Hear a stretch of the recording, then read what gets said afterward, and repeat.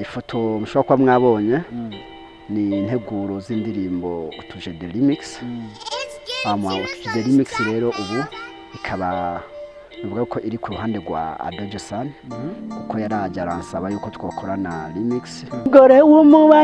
w'umubanyi yacunyichisha utujede joro numutagana kutagira ngunyere kutujede mama niwisubire kutujede twawe nituneranye n'umugenzi yo ntunkoreshe penalite oya mama no hanwaya.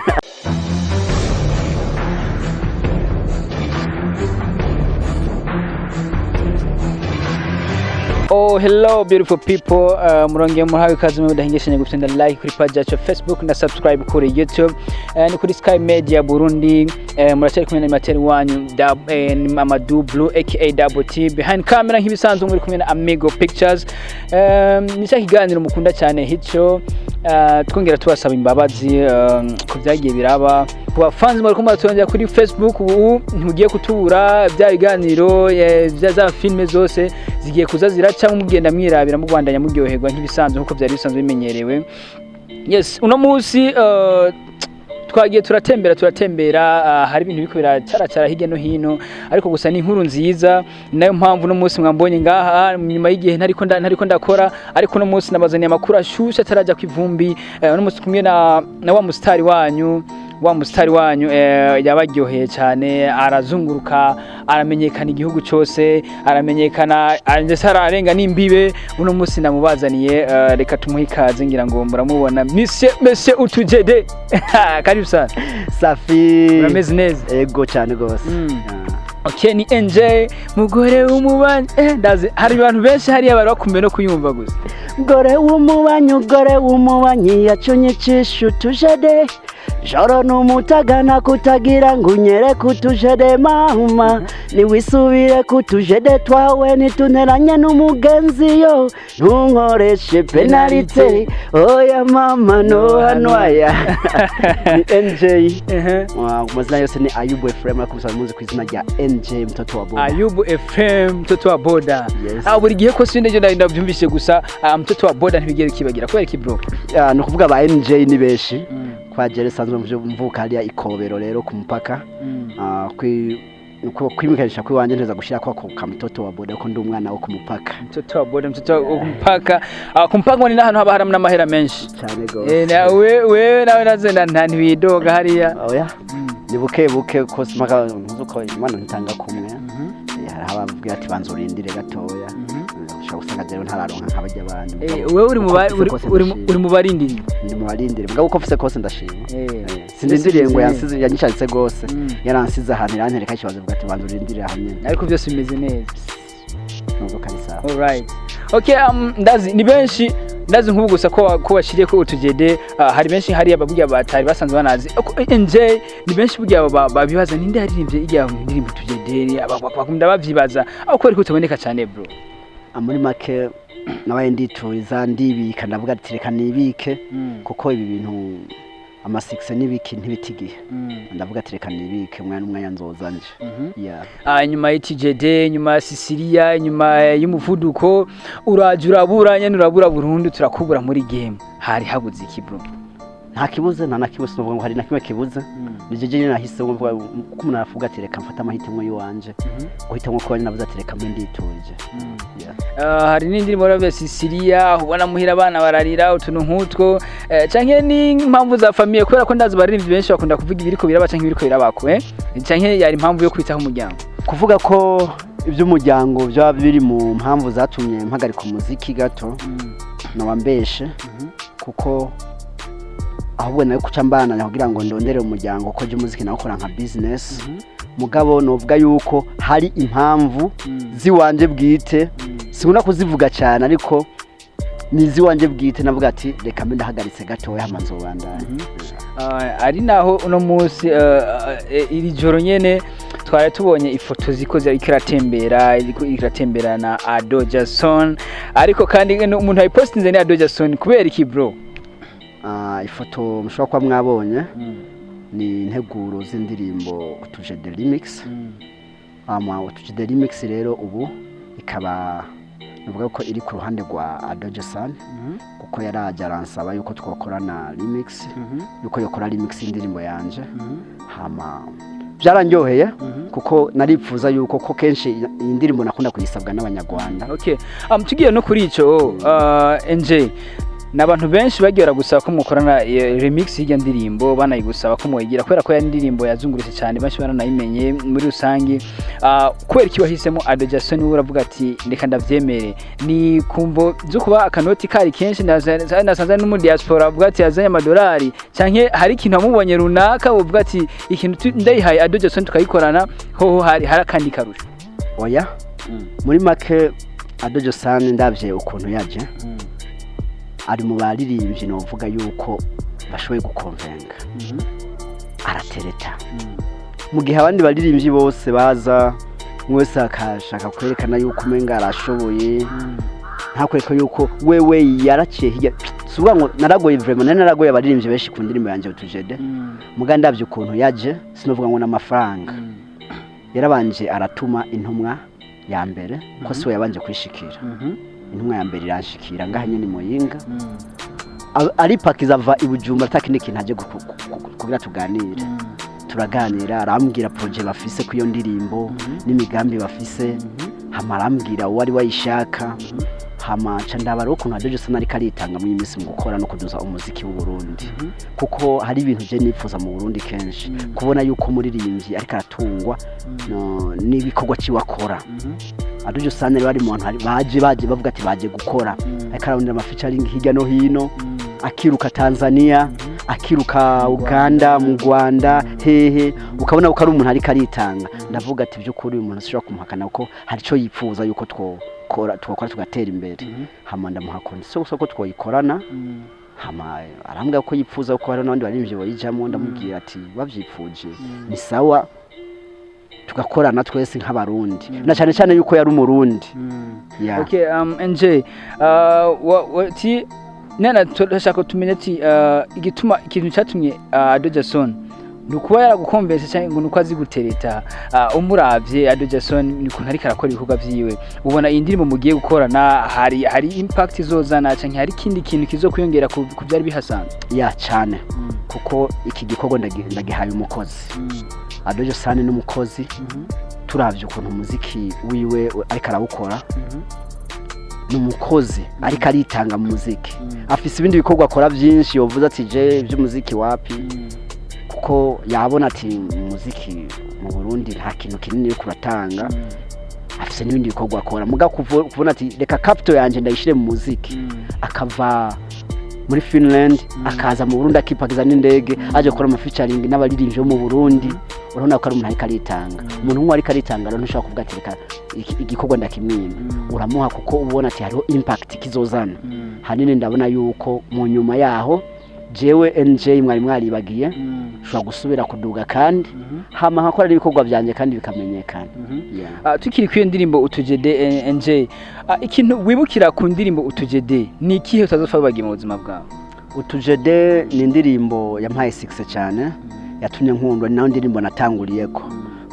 icyambere natanguye kwishima nkiyandika ndaryoherwa n'inyandiko ukunda yanditse byonyene. Hajya ijya ndirimbo uri kurayitegura yari yo yonyene canke wayikuye mu rundi rutonde rw'izindi wari wanditse? Ni ukuvuga nabifise izindi maze igihe nandika muga ntari bwaronke morale yo gusohora. Ikintu cyatumye rero mbe ati reka je muri izi zose reka ntore utujede abari yo sohora. Ni ukuvuga muri make narayanditse numva ukuntu indyoheye ubwayo ndavuga ati indirimbo ndavye ukuntu yanditse n'ukuntu indyoheye n'abandi bazoyikunda ituma cenda yisohora n'imbere y'izindi nanditse ko nka Sisirani mu ndirimbo naratanguye kwandika ko Sisirani nanditse muri 99 mu tujede cyanza kuyandika muri 2003 cyantangura kwitujede nyene urumva yuko yari yanjyoheye gose.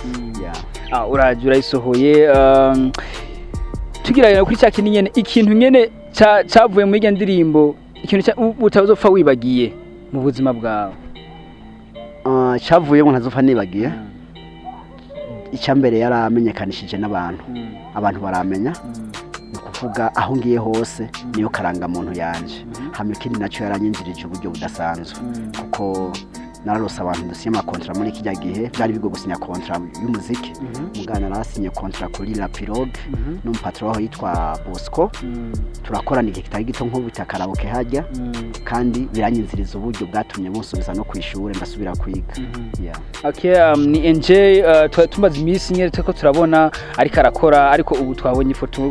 twabonye ko muri kumurakora Josan igikorwa kigiye kugusohora gusohoka hajya indirimbo yaraheze canke ibikorwa bimeze gute vya ndirimbo ahanini je kuko nabaye nkaya byaramucitse hanje ndahejeje naho muragize maze gukora igikorwa tumaze gukora igikorwa na Josan navuze ati je ndahejeje ibikorwa n'ivya Josan kandi wateza kubikurikirana kuko biri mu maboko ya Josan okay ni remix ni hagati ya nje hamwe na Josan canke hari abandi baririmbye nkuko yari yabigusavye hari abandi baririmbye canke wewe kuba uyirimo gusa igikorwa caraheze ibimba ibizokurikira ntabyuze hanini Josan ni Josan featuring NJ na kilikou Akili ayirimwo hama ivyo byo ndabizi kandi ko turakora turashootinga video twari kumwe bose gusa ndazi yuko aho kigeze hose umwana gishobora gusohoka kuko ibikorwa byararangiye bya tournage kuko tournage iriko ikogwa na clip iriko ikogwa na general niwe karayikora byitwa yuko umwana ishobora gusohoka mugabo hanini wotanga inyishu ikwiriye ni Josan ubwiwe kuko ndi gikorwa ciwe kubo none indirimbo NJ wayimuhaye Burundu cyane indirimbo hariho cyane bamushikize mu minsi wewe je ibi bintu bikurikirane ariko indirimbo yacari yiwa no hariho uburyo yatanze kugira indirimbo cyo ni cyambere hari uburyo bwatanzwe ku ndirimbo ubwo buryo rumaze gutangwa ku iyo ndirimbo na Josan yabikoze nubwo tsinda gusaba uburyo bwinshi ahubwo gusa icukora muri condition namuhaye harimo gukora tuzokora audio nziza uyikorane n'abahinga baza umuziki hama kandi kindi naco ushira uburyo muri video ile video nziza ikindi naco nuko nanjye ntegezo kujyamo ivyo yarabikurikije aravyemera turabikorana kuko indirimbo tuvugana naragiyemo narije mu party wanje abyise narimba mwiwiwe na kirikarimba mwiwiwe mugabo guhera uyu munsi indirimbo ni ya Josan iyo remix bidasigura yuko utujede twose ari twa Josan oya mugabo iyo remix ikozwe ya mbere kutujede ni Josan okay umuntu agubayibaza ariko tujya tujede turakora amabara hagati tujede twarakubaye ko bro abakunzi ba Sky Media Burundi ndabwira ati kuko ikibazo sino cyandakishura wowe nyene reka ndacishura n'abakunzi ba Sky Media TV bafise amatsiko yo kuko ndazi barakunda kuvyibaza cyane ijya n'inkuru je nashatse gutera abantu akuje gutera brag mugabo byarabaye ku mugenzi ibintu nkabijya hama nanje cinda bishira mu ndirimbo haje usanzwe utera inkuru cyane gose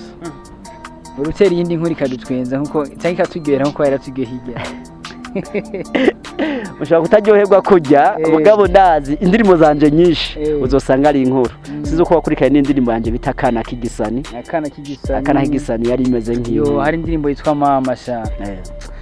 umuvyeyi ndirimbo umuvyeyi uziko abantu bose ngira gutugaza usanga bifise muga ariko ntibigeze ngira ndirimbo nani ni NJ nyene ariko ariko tihatira gukora ama video umuvyeyi nagurishwa niba kanuri mirazini gwawe nugira isoni kumwereka abagenzi uyu nduzomukurahe kwatagurishwa mu mamagaze uwo ni mama Big up sana kabisa ari nza umuvyeyi nagurishwa nivyo numagaze nimbo abayumva ni gwanje hamaje ndafise ukuntu nkora indirimbo zanje ndacafise ya systeme ya kera ninayizana bose nzi uko abantu bazoyikunda utujede nayikoze 2004 mu ntango niho nayisohora mugabo video cyo ndayikora 2007 umva rero byitwa uko niyi indirimbo umuvyeyi ntagurishwa nayisohoye 2012 audio yayo 2012 niho yasohoka audio mugabo sindakora video ndifuza rero yuko video nzoyikora mu bindi bihe kugira ngo kuko ijya ndirimbo n'indirimbo idata kanovera je sukwiyemera sovuga ngo nukwiyemera yo nanditse indirimbo ndagerageza uko nshoboye nkakora indirimbo itazokwigera itakanovera izokwamara indirimbo ko umuvyeyi azokwamara umuvyeyi mama azokwamara mama papa azokwamara mama kandi n'ibikorwa bibi abana bakora abavyeyi babo n'ibikorwa byiza bakora abavyeyi bakora abana babo bizokumara ivya bindi nyene ntibihinduka oya no kuvuga rero umuvyeyi ntagurishwa numva ko ari indirimbo idashobora kuva kwicata nta mpamvu ufise yo kuca nihota ngo nkora video ubwo nyine ndarindira haya numvise abantu bako barayihararuka acha ndabasuka mu kintu ca video kisubira kubashasha nibarindire video mu minsi bazoraba nayo iri mu nteguro yayo mu nteguro ya video mu ndirimbo fise sho gusora video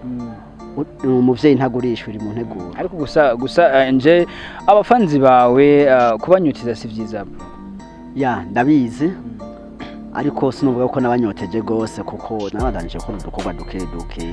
izo ndirimbo barazumva duhurira no mu bindi bikorwa byinshi bijanye nanje gusa umenga umuziki yameze nk'ugira hariya gusa ama publicity inoti za publicity zikiza ama publicity urayarembeza ya ifo dukora ikintu mugaha kabamwe igiharuro bro kuko igikorwa ata economy nawe urabizi none nsohora umuziki inzi uko atakinza kuronkako hariho ushobora gukora publicity nkaronka kwikira ya mureka gukora na nkunda rero gukora ikintu gikorwa gikomeye cyane turakora n'abantu mu bintu bya publicity barampemba kanoti ndaryoherwa ndabakorera indirimbo nziza nabo bararyoherwa ya ibikorwa nk'ibyo nivyo biba bikenewe yes hajya NJ umuziki w'u Burundi wewe uri kuraba ufata nk'iki umuziki w'u Burundi jewe sukuvuga n'ubu gusa kuva nshinjira ntangura umuziki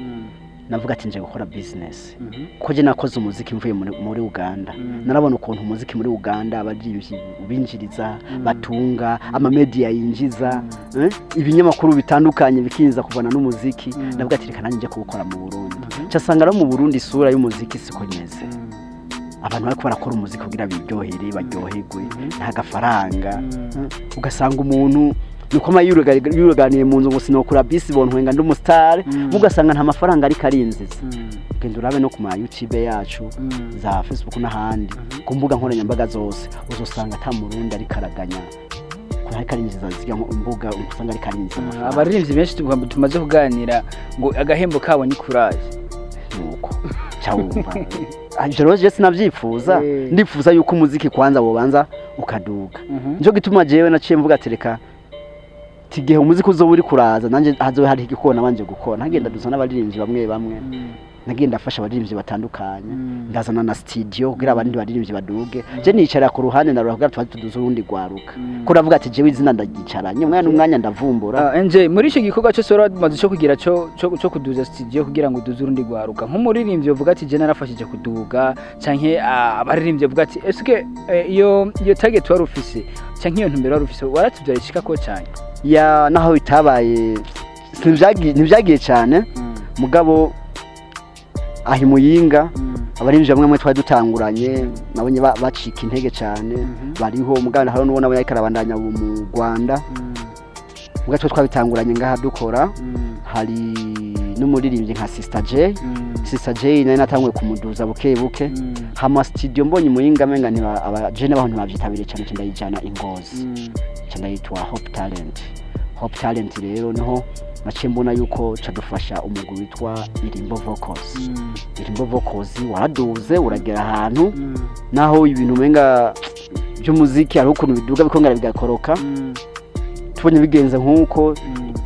umuziki ya ngozi mbona menga nabatanga gucika intege ndayitwara ni Bujumbura aho twashitanga gukorana n'umuririmbyi Estanish ari mu baririmbyi nishimira yuko boba bavyawe na Hope Talent ya okay uramaze kugira nko kuba Estanish kumva ati NJ mwaramfashije kunuko cyangwa kaje mumaze nawe ubwiwe aravyishimira kuko arabizi yuko dutangura neza gukorana nawe maze ko twatangwe n'amakava ya y'indirimbo wa Satbi ya Feel Love hama achakora cover y'indirimbo ya ntuze ya Kidumu ari nayo yamufashije kugira ngo achakora ijya ndirimbo yindi mbamo niga ndirimbo mbamo sinzi kumaze kumva itangurira yafise logo ya Hope Talent yatanguriye muri Hope Talent twarakoze beat hama baja gukorera muri Kenya abagire mastering n'amajwi. Okay. Nje burya ubona kwitaho abo bandi mbere bidatuma wibagira muri kariyeri yawe y'umuziki? Nta na gatoya kuko jewe abo bandi nibaduga bazovuga ati hariho papa wacu hariho sokuru wacu regera twereka inzira twocamwo hama nanje ibyo byo nyine biranshimisha ko sindi muri babandi umuntu aduze ndabihindura beef ahubwo ndi wa undi yipfuza yuko twese twoduga tugatera imbere abaririmbyi b'u Burundi boduga nkundi yishima yo mbonye nk'abaririmbyi ko barakora ikintu ntashitseko ico nipfuza ko umuziki wa business nkabone umunsi ba Satibi ba Big Fizzo bari ko bararonka akantu je birandyohera gose mu gihe uco usanga ari abandi baririmbyi baca bihindura beef kuko umunsi mbonye Satibi Big Fizzo ba Big Fizzo ko barakora biranezera cyane. Yeah. Okay. Nje wogira akajambo kanyuma wobwira abari ko gukurikirana wabwira ibintu bitabaye muri rya utujede ariko bigiye kuba muri remix kugira ngo banayirindira n'igishika. Yeah. Kubyo batabonye mu tujede indirimbo ya mbere ndazi yuko hari abavuga ati hari utuntu bari kutubwira nkuko yirinze ba remix nuko hari ibyo twakosoye rero ndibaza yuko mwese bazokunda bose bazokunda indirimbo utujede remix bazoje kuri gizo bayamaze kujako kunda zizoca kuri YouTube ya konte ya Josan nuko bazoyikurikirane barabe nigikoko kizo kimeze neza cyane. Okay, ariko vuba tuyitege ndibaza ni vuba. Okay. Reka tugushimire kuri kano kanya. Namwe murakoze cyane. Okay. Yes, wakunzi wa Sky Media Burundi, wakoze waduhaye kano kanya kugira ngo ukurikirane ino emission ngira ngo yakunezire kwera ko ni wa muntu wanyu mwari musanze murindiranye igishika mwari murindire mwakunze muri benshi ariko no musane namubazaniye. Okay, yari mwari kumwe animateur wanyu Madublu aka Double T behind camera mwari kumwe na Amigo Pictures ku kandi kanya. Ciao ciao.